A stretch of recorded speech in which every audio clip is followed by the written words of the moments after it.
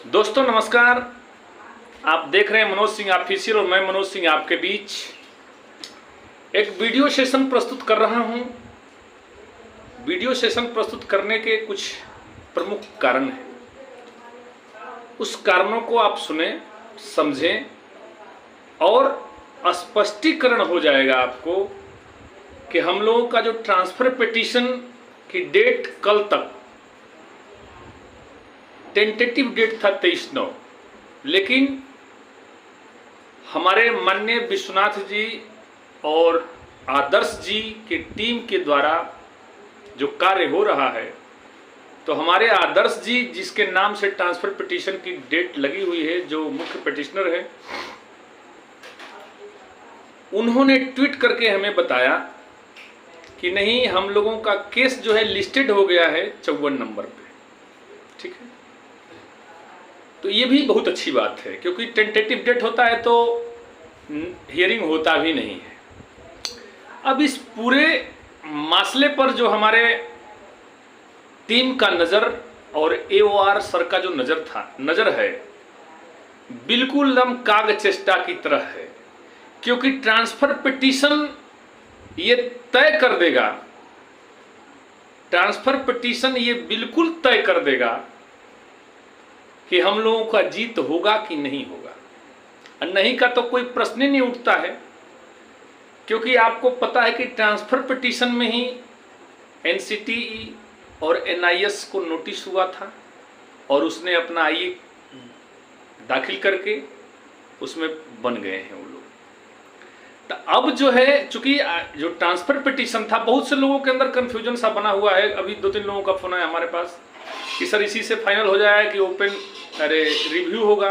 देखिए, रिव्यू हम लोग का डेट अभी जो है, मतलब जो भी समय लग रहा है, तो उस समय लगने के पीछे भी एक बहुत बड़ा रीजन भी है। क्योंकि देखिए, जैसे ही ट्रांसफर पिटीशन में कुछ भी अमूलचूल बातें आती हैं, NCTE और NIS, तो इसमें यदि हम लोगों का कुछ भी पॉजिटिविटी आता है तो हम इसी पॉजिटिविटी को लेकर के पुनः हम उस रिव्यू में टेक करवाएंगे, चाहे रिव्यू में रखेंगे उस बात को। एक प्लस पॉइंट है। अब उससे प्लस पॉइंट क्या होगा कि मान लीजिए कि यहाँ NCTE और NIOS को जो भी हमारे ट्रांसफर पिटीशन से उपलब्धियां मिलती हैं, चाहे अनुपलब्धियां मिलती हैं, इन सभी चीज़ों को लेकर पुनः वहाँ यदि हम उपस्थित होते हैं तो केस हमारा और मजबूत होगा। ये मतलब टेक्निकल पॉइंट बता रहे हैं, एकदम माइनर पॉइंट बता रहे हैं, जो कि बहुत से लोग समझ नहीं पा रहे हैं। लेकिन ट्रांसफर पिटीशन हम लोगों के लिए जिसे संजीवनी बूटी का काम करेगा, क्योंकि रिव्यू तो लास्ट विकल्प है, लेकिन ट्रांसफर पिटीशन हम लोगों के लिए संजीवनी का काम करेगा। और यही संजीवनी जाकर के जब वहाँ रिव्यू में टैग होगा, रिव्यू में रखा जाएगा, तो समझिए कि जो गवई सर जिन्होंने इसे इनवैलिड किया था, उनको वैलिड करना अनिवार्य हो जाएगा। क्यों अनिवार्य हो जाएगा?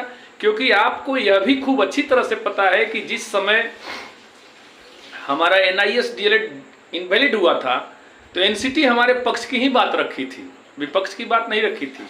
जब वही गवई सर पूछे कि भाई आपने इसे 2 वर्षीय माना है, तो बोला कि हाँ सर, हमने 2 वर्षीय माना है।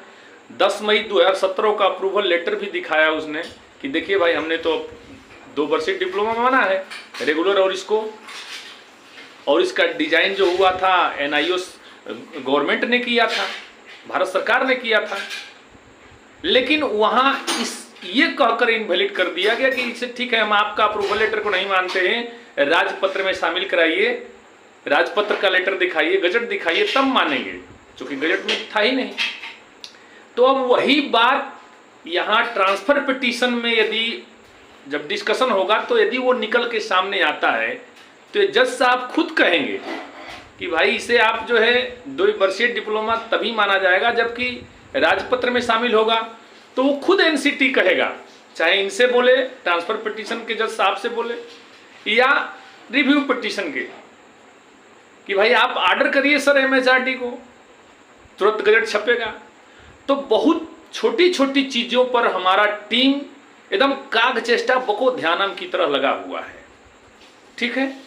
और कुछ न कुछ ऐसा होगा हम लोगों के लिए जो बिल्कुल ही पॉजिटिव होगा, नेगेटिव नहीं होने की पूरी संभावना है, ठीक है। उसी बीच में एक खबर यह भी चल रहा है जो हमारे बिहार प्रदेश के जो TRE-1 के अभ्यर्थियों के लिए बुरी खबर है। अभी हम बातचीत हुआ तो 26 तारीख को पटना हाईकोर्ट में TRE-1 के नियमावली पर ही उसका हियरिंग होने वाला है। खैर हम कामना करते हैं कि ऐसा ना हो, क्योंकि जो हमारे साथी ऑलरेडी टीचर बन चुके हैं वो फिर निकले, ये बहुत माने झोल मटोल होगा। और चूंकि बिहार सरकार है तो झोल मटोल होता ही है, क्योंकि बिहार है तो बिहार में सब कुछ जायज़ है। यहाँ कोई सिस्टम नहीं है, कोई नियम नहीं है, कोई कुछ नहीं है, जैसे आइए वैसे जाइए, जिनको आना है उनको आना है, कोई ना आरक्षण है न कुछ है न कुछ है। तो बिहार है तो बिहार में बाहर है, इसीलिए नीतीश कुमार है। आप जानते ही हैं, मैं बार बार कहता हूँ। इन्हीं सब बातों के साथ मैं आपको ये विश्वास दिलाता हूँ कि आप बिल्कुल भरोसा में रहिए कि हम लोग की जीत होगी, 100% होगी। यही सब बातों के साथ अपनी वाणी को विराम करते हैं। जय हिंद, जय भारत, जय हिंद।